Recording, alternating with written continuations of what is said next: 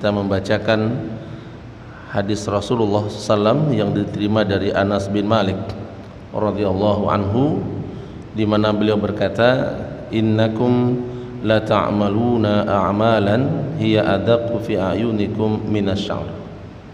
Sesungguhnya kalian itu pasti akan melakukan sebuah perbuatan yang perbuatan itu dalam pandangan kalian itu sangat halus, sangat kecil daripada sehelai rambut.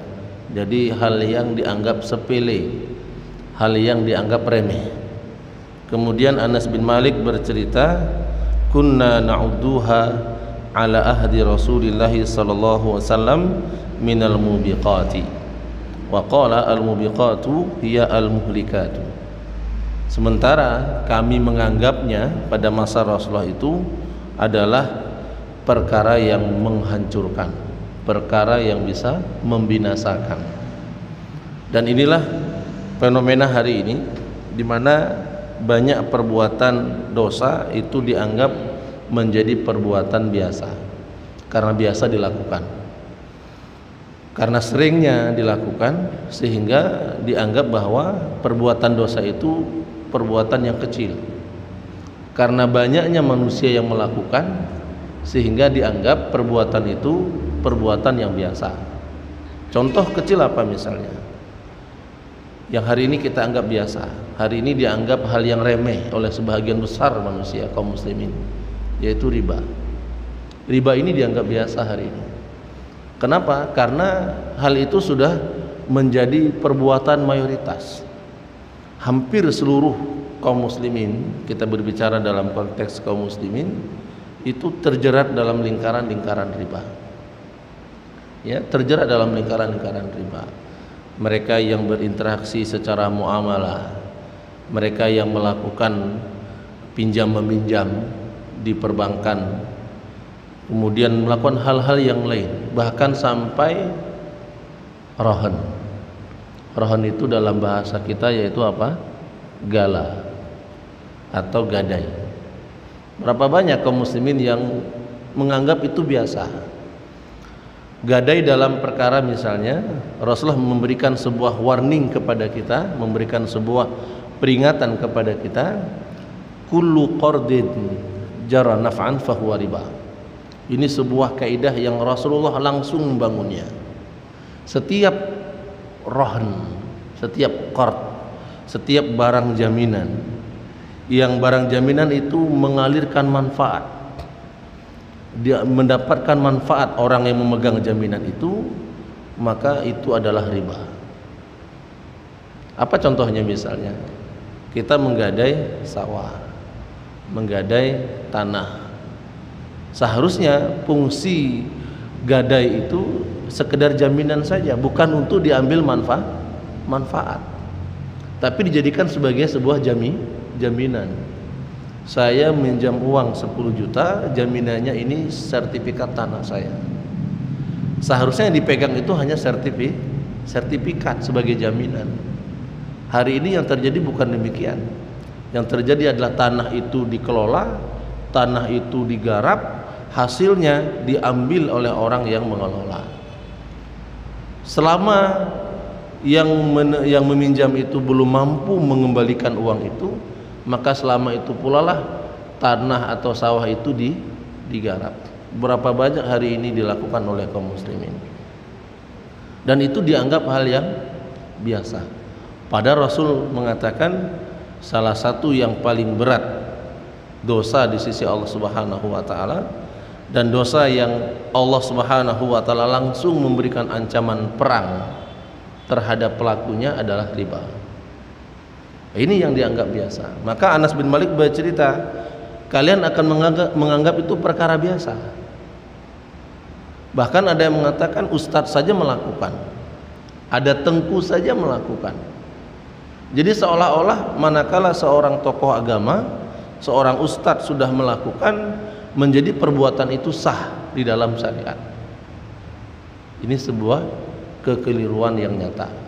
Maka sekali lagi kita mewasiatkan kepada diri kita pribadi, berhati-hatilah terhadap perbuatan dosa. apalagi perbuatan dosa yang dianggap biasa.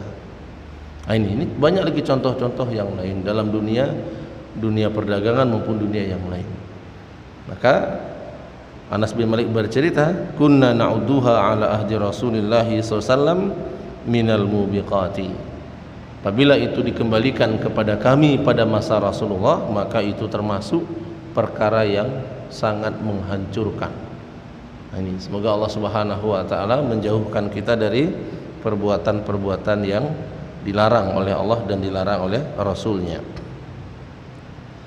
Kemudian hadis berikutnya disebutkan bahwa hadis dari Abu Hurairah radhiyallahu taala anhu, riwayat muttafaqun alaih, disebutkan bahwa anin Nabi sallallahu alaihi wasallam qala innallaha ta'ala yagharu, sesungguhnya Allah Subhanahu wa taala itu maha pencemburu. Allah itu cemburu terhadap hambanya. Pada saat kapan Allah Subhanahu wa ta'ala cemburu terhadap hambanya? Wa ghairatullahi ta'ala ayyatiyal mar'u ma harramallahu alaihi. Cemburunya Allah Subhanahu wa ta'ala manakala seorang hamba mendatangi atau melakukan sesuatu yang Allah haramkan. Allah cemburu sekali. Artinya apa? Allah sangat marah di saat ada hambanya sudah jelas yang diharamkan tetapi dia melakukan. Maka disinilah pentingnya muraqabah. Maka Imam An-Nawawi rahimahullah taala memasukkan bab muraqabah ini dalam kitabnya Riyadhus Shalihin, tamannya orang-orang soleh. Di tamannya orang-orang soleh itu adalah menghadirkan sikap dan sifat muraqabah, yaitu merasa diawasi oleh Allah Subhanahu wa taala. Sebagaimana yang kita singgung di pertemuan yang lalu, bahwasanya manakala sifat atau sikap muraqabah ini hilang pada diri seorang hamba, ini sangat membahayakan bagi hamba tersebut. Membahayakan hilangnya muraqabah. Maka Syekh Dr. Abdullah Nasih Ulwan dalam salah satu kitabnya Tazkiyatun Nufus menyebutkan ada 4 tahapan seseorang akan mendapatkan derajat tertinggi di sisi Allah Subhanahu wa taala. Salah satu dari tahapan itu adalah muraqabah. Adanya muraqabah, yaitu merasa diawasi. Jika sikap ini ada, maka selamat. Amalnya akan selamat. Tapi jika sikap ini hilang, maka amalnya akan hilang. Hadis daripada Thauban yang sering kita sampaikan, yaitu di mana Rasulullah SAW bersabda, ada umatnya nanti pada hari kiamat membawa amalnya sebesar gunung Tihama. Banyak amal solih yang dibawa di hadapan Allah Subhanahu wa ta'ala dengan berharap adanya pahala, berharap adanya balasan, berharap adanya surga yang dijanjikan oleh Allah kepada dirinya. Tetapi di saat hilang muraqabah, maka Rasul mengatakan fayaj'alahullahu azza wa jalla haba'an manthura. Lalu dijadikan seluruh amalnya itu menjadi haba'an manthura, menjadi debu yang tidak ada nilainya, hilang, tidak berbekas sedikit pun. Sahabat bertanya, siful mana ya Rasulullah? Sifatkan kepada kami siapa mereka ya Rasulullah. Wajallihim lana ala nakuna minhum wa nahnu la na'lam. Terangkan kepada kami bagaimana mereka bisa seperti itu. Jangan sampai kami menjadi seperti mereka sementara kami tidak memahaminya, tidak menyadarinya. Maka Rasul mengatakan hum min jildatikum ya'khuduna minal laili kama ta'khudun. Mereka itu dari kalangan kalian, dari kalangan orang yang mengamalkan sunnah. Disebutkan ya'khuduna minal laili kama ta'khudun. Mereka menjadikan malam sebagaimana kalian menjadikan malam. Salat malam mereka salat malam, berpuasa mereka berpuasa. Di mana sisinya? Di mana hal yang menjadikan hilang amalnya? Rasul menyebutkan walakin idza khalu bi maharimillahi intahatuha. Akan tapi manakala mereka sendirian, maka terhadap perbuatan yang Allah haramkan mereka kerjakan. Jadi menampakkan kesalihan di muka umum, menyembunyikan keburukan yang itu akan dilakukan di saat dia sendirian. Wal iyadzubillah. Yastakhfuna minan nasi wa la yastakhfuna minallah. Mereka berharap mereka bisa sembunyi dari pandangan manusia, tapi hakikatnya mereka tidak bisa sembunyi dari pandangan Allah Subhanahu wa ta'ala. Tentunya ini adalah muraqabah. Perhatikan orang-orang yang mampu menjaga muraqabah. Di saat peluang dia bermaksiat itu terbuka lebar, inilah salah satu dari 7 golongan manusia yang akan mendapatkan naungan di saat la dhilla illa dhilluh. Di saat tidak ada naungan lain melainkan naungan Allah Subhanahu wa taala. Ada 7 golongan manusia. Di antaranya orang yang mampu menjaga muraqabah. Rasul menyebutkan yaitu wa rajulun talabatu imra'atun dzata mansibin wa jamalin wa qala inni akhafullah rabbal alamin. Seseorang yang dia dirayu, diajak untuk berbuat zina oleh seorang wanita. Wanita itu kaya, kemudian rupanya juga cantik, diajak untuk berbuat zina. Kemudian laki-laki ini mengatakan inni akhafullah rabbal alamin. Aku takut kepada Allah Subhanahu wa taala. Ada muraqabah sehingga peluang dia melakukan dosa itu menjadi terhalang. Maka Umar bin Khattab radhiyallahu taala anhu bercerita kepada kita, di saat kami sedang duduk bersama Rasulullah, kemudian Rasulullah ingin menutup majelis itu, maka Rasulullah berdoa kepada Allah. Salah satu doanya ada Allahumma qsim lana min khasyatik ma tahulu bihi bainana wa baina ma'asi. Ya Allah, bagikan kepada kami rasa takut yang dengan rasa takut itu akan menghalangi kami berbuat maksiat kepadamu.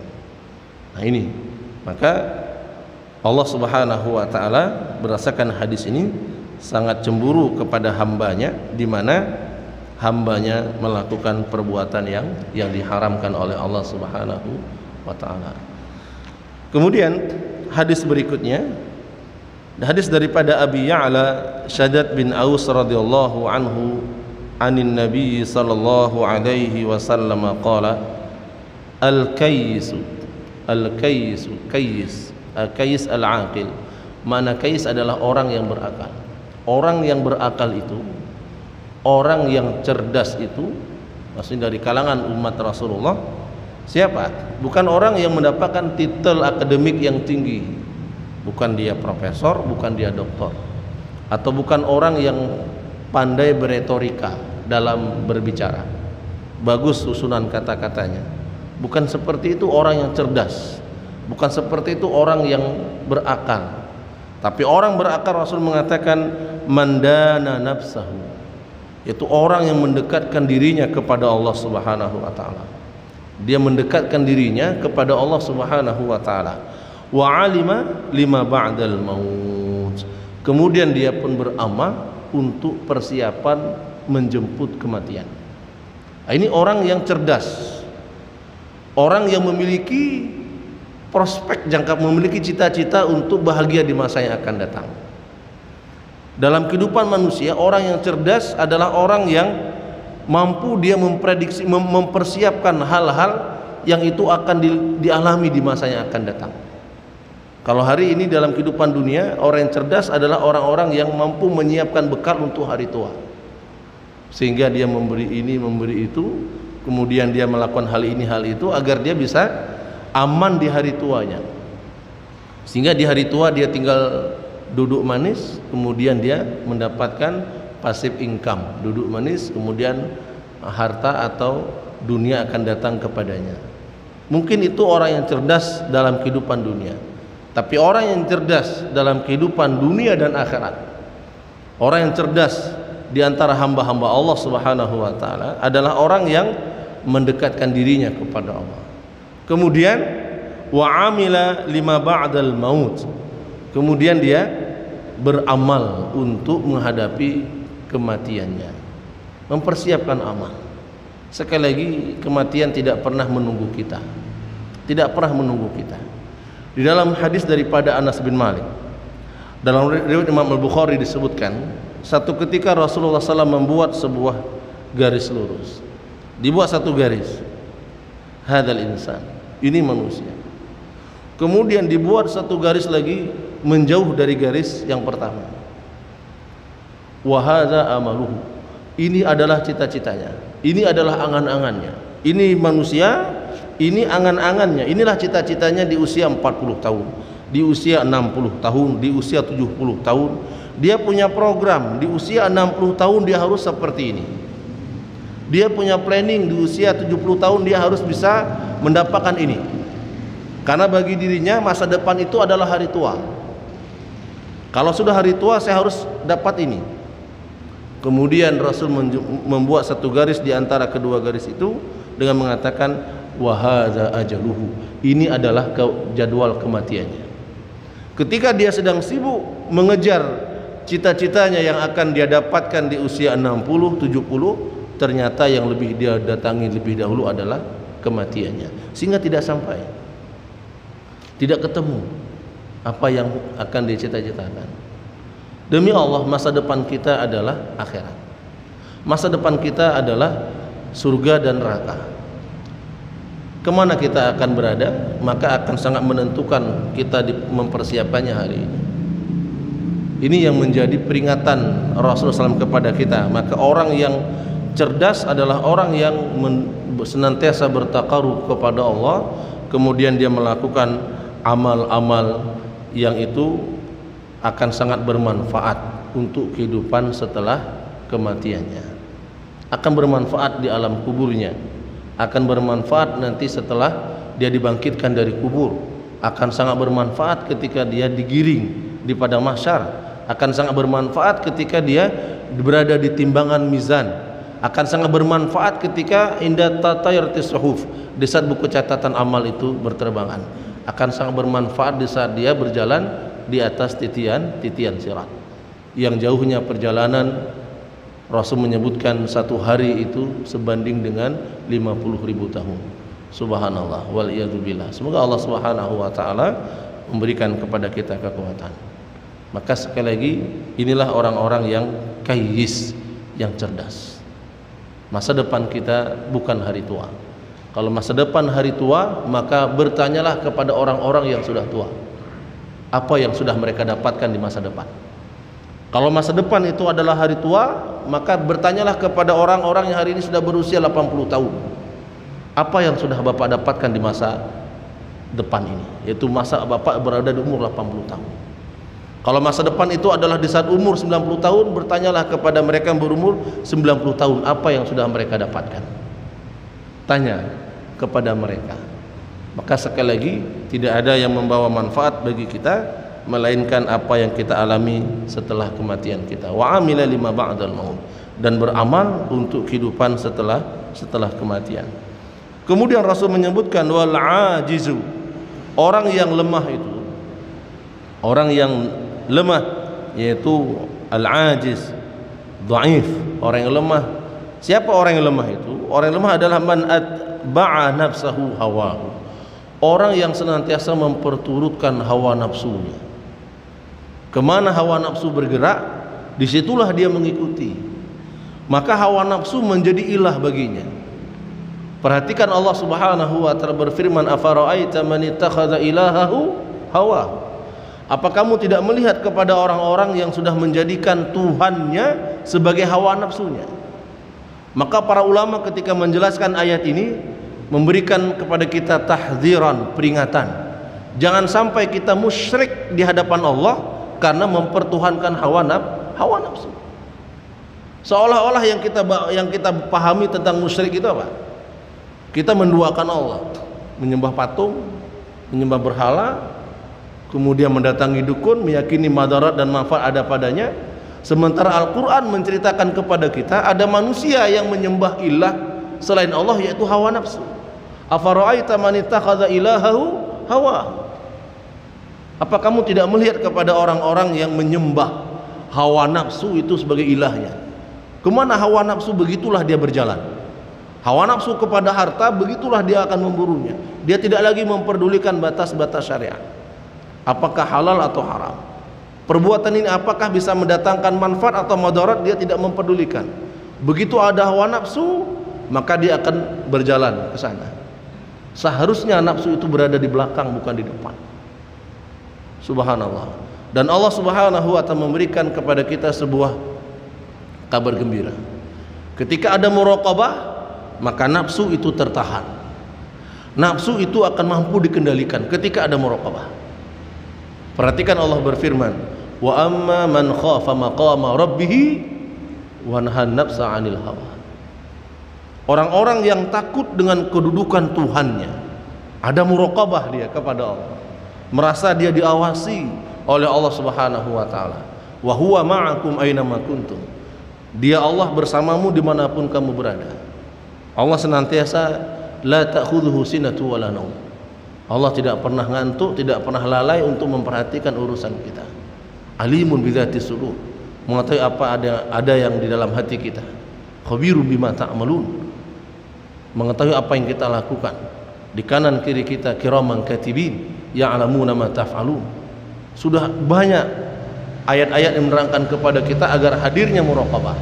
Ketika ada muraqabah, merasa diawasi oleh Allah Subhanahu wa taala, maka nafsu itu bisa dikendalikan.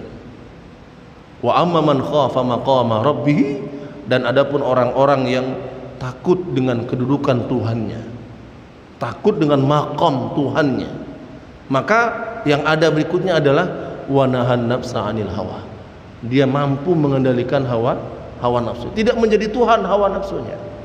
Tapi orang-orang yang lemah, atba'a nafsahu hawahu, dia memperturutkan hawa nafsunya kepada harta, kepada wanita, kepada jabatan. Subhanallah, berapa banyak hari ini ya manusia-manusia. Semoga Allah Subhanahu wa taala menjaga kita dan menyelamatkan kita. Kemudian Rasul menyebutkan wa tamanna 'ala Allahi, kemudian dia berangan-angan kepada Allah. Apa angan-angannya? Berangan-angan dia bisa dapat kebaikan, berangan-angan dia bisa dapat surga. Bagaimana dia bisa mendapatkan surga sementara dia tidak bermusabaqah untuk mengejarnya? Bagaimana dia bisa mendapatkan kebahagiaan hidup di akhirat sementara dirinya tidak ikut berkompetisi dengan orang-orang yang memburu surga? Jika dia memang bersemangat memburu surga, maka Allah mengatakan wa fi dzalika falyatanafasil mutanafisun. Harus bersegera, harus diburu dia. Seperti dalam sebuah perlombaan lomba lari, ketika ingin mendapatkan piala, maka tidak bisa duduk manis.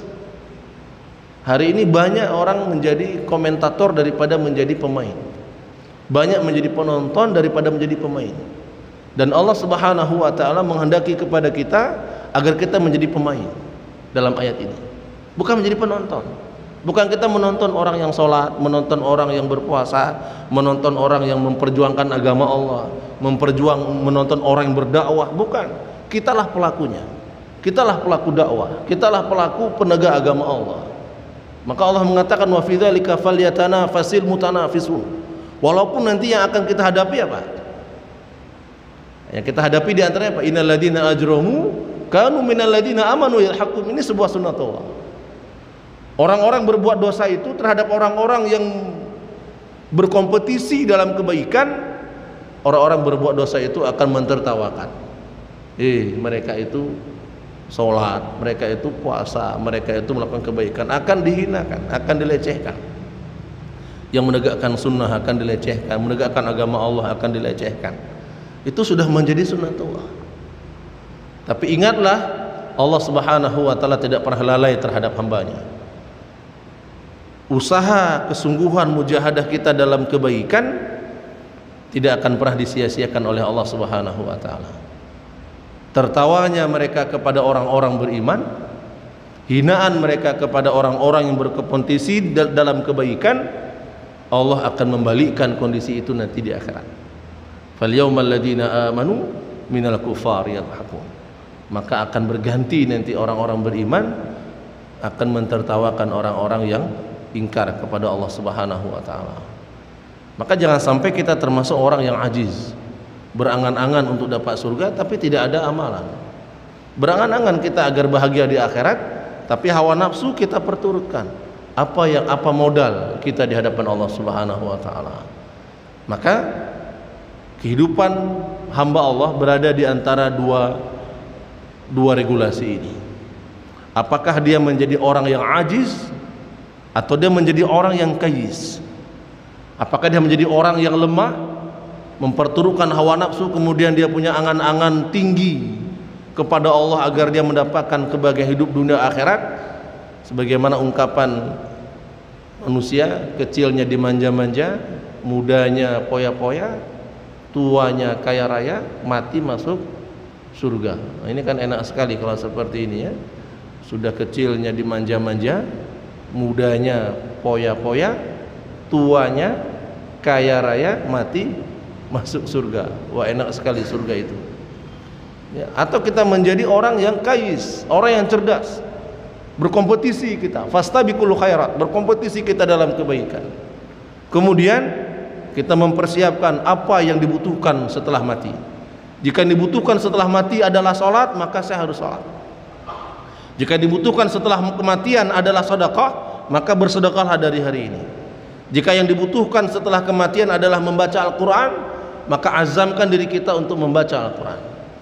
Jika dibutuhkan setelah kematian adalah usaha kita dalam menegakkan agama Allah, maka bergabunglah dengan hamba-hamba Allah yang memiliki visi misi yang sama, yaitu untuk menegakkan agama Allah Subhanahu wa ta'ala, liyudhhirahu ala dini kullihi walau karihal kafirun, agar agama Allah ini tegak meskipun orang-orang kafir itu tidak menyenanginya. Inilah hadis yang ketujuh. Kemudian hadis berikutnya dari Abi Hurairah radhiyallahu taala anhu, masih berkaitan dengan bab muraqabah, disebutkan bahwa min husni islamil mar'i tarkuhu ma la ya'nihi. Di antara kebaikan Islam seseorang yaitu dia meninggalkan sesuatu yang tidak bermanfaat baginya. Sama seperti hadis sebelumnya. Orang-orang yang kayis ya, orang-orang yang cerdas adalah orang-orang yang keislamannya baik. Tanda keislaman baik seseorang, dia bisa memilih skala prioritas dalam amalan. Jadi ketika dia mengurutkan amalan itu, dia mengurutkan aulawiyatnya, dia mengurutkan. Maka dalam ilmu manajemen itu ada hal penting mendesak, yang kedua ada hal tidak penting mendesak, yang ketiga ada hal tidak penting tidak mendesak, ada hal tidak penting tidak mendesak. Maka dia bisa mengklasifikasikan perkara itu. Ini perkara ini penting mendesak atau penting tidak mendesak, atau tidak penting tapi mendesak, atau tidak penting dan tidak mendesak. Maka di antara keempat hal ini, orang-orang yang kayis, orang-orang yang cerdas, orang-orang yang tanda keislamannya baik, dia akan melihat. Karena di setiap tempat ada amalan-amalan khusus, di setiap waktu ada amalan-amalan istimewa, di setiap keadaan ada amalan-amalan prioritas yang jangan sampai kita terlewatkan, karena boleh jadi di waktu yang lain kita tidak mendapatkan amalan itu. Ini apa diantaranya? Contoh ringannya saja. Contoh ringannya Rasul menyebutkan ma bainal adzan wal iqamah da'watul la turad. Di antara azan dan iqamah itu ada doa yang tidak ditolak oleh Allah Subhanahu wa taala. Maka terkadang ada di antara hamba Allah berdoa kepada Allah. Saya sudah berdoa Ustaz, tapi doa saya tidak dikabulkan, belum dikabulkan lama sekali. Ya. Maka pertanyaannya, kapan Anda berdoa? Pada waktu kapan Anda berdoa? Ya. Padahal Rasulullah sudah memberikan kunci. Allah Subhanahu wa taala telah mengkhabarkan kepada Rasul, ud'uni astajib lakum. Mintalah kepadaku, pasti aku kabulkan. Rasulullah memberikan kunci. Allah sudah memberikan pengumuman, doa-doa kita akan dikabulkan oleh Allah. Syaratnya ini, waktunya di sini, yang kita baca ini, yang kita dahulukan ini. Rasul sudah memberikan kunci. Apa salah satu kuncinya? Kenapa doa kita belum dikabulkan oleh Allah? Terkadang kita tidak menyertai dengan memuji Allah Subhanahu wa taala. Langsung kita berdoa, ya Allah, nepekayalung ya Allah. Ya Allah, nebi sehatlung ya Allah. Ya Allah, sehatkanlah saya ya Allah. Mudahkanlah urusan saya ya Allah. Kita langsung berdoa seperti ini. Bagaimana bisa diterima oleh Allah? Kalau ingin diterima oleh Allah, lihatlah apa yang dilakukan oleh salah seorang sahabat Rasulullah. Salah seorang sahabat Rasulullah ketika berdoa kepada Allah, Allahumma inni as'aluka bi annaka antal ahadus samad alladzi lam yalid wa lam yulad wa lam yakul lahu kufuwan ahad wa ya dzal jalali wal ikram. Kemudian dia membaca apa yang dia minta. Rasul mendengar sahabat ini berdoa seperti itu, Rasul mengatakan wajabat. Wajabat. Sehingga sahabat yang hadir bertanya, apa itu wajabat ya Rasulullah? Pasti doanya dikabulkan oleh Allah. Rasul sudah memberikan kunci kepada kita, tapi langsung, makanya doa tidak diterima. Kepada manusia saja kita harus memuji-mujinya, baru kita akan dikabulkan apa yang kita minta. Itu kepada manusia. Allah meminta kepada kita untuk memujinya. Maka dalam surah Al-Hasyr di akhir surat Allah menyebutkan kepada kita, ya, agar kita menyebutkan salah satu dari nama-nama itu. Dalam surah yang lain Allah mengatakan walillahil asmaul husna fad'uhu biha. Walillahil asmaul husna fad'uhu biha. Allah Subhanahu wa taala memiliki nama-nama yang husna, maka berdoalah kamu dengan menggunakan nama-nama itu. Berdoa kita dengan nama-nama itu. Maka ada waktu di mana mustajab, ada waktu tidak mustajab. Artinya doa boleh kapan saja. Maka inilah yang perlu dilakukan. Begitu pula dengan amal-amal lain. Ada amalan, contoh misalnya di waktu sahur. Amalan apa yang prioritas di situ? Di waktu sahur, sebelum datangnya azan fajar. Ketika kita setelah qiyam lail sekitar 30 menit menjelang azan fajar, yang prioritas di situ amalan. Apakah tidak boleh baca Quran? Boleh baca Quran. Apakah tidak boleh bertasbih? Boleh bertasbih. Apa yang menjadi prioritas? Yang menjadi prioritas adalah beristighfar. Prioritas di situ istighfar.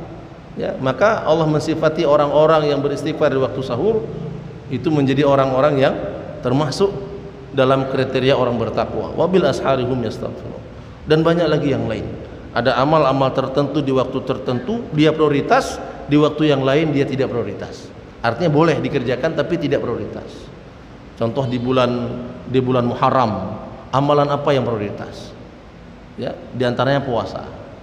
Kemudian ketika kita berada di tempat-tempat tertentu, apa yang prioritas di situ? Kerjakan ini. Maka jangan sampai kita salah tempat dalam melakukan satu amalan. Kesalahan kaum muslimin, ya, ketika berada di Bukit Arafah, ya, di Jabal Rahmah, mereka melakukan amalan, padahal di luar daripada hari Arafah. Jabal Rahmah itu tidak ada kelebihan apa-apa, tidak ada fadilah apa-apa, sama seperti tempat lain, tidak ada manfaat, tidak ada istimewanya. Kapan istimewanya? Ya, Jabal Rahmah itu yang merupakan bagian utama daripada pelaksanaan haji ketika di Arafah, ketika kaum muslimin wukuf di Arafah, pada saat Arafah.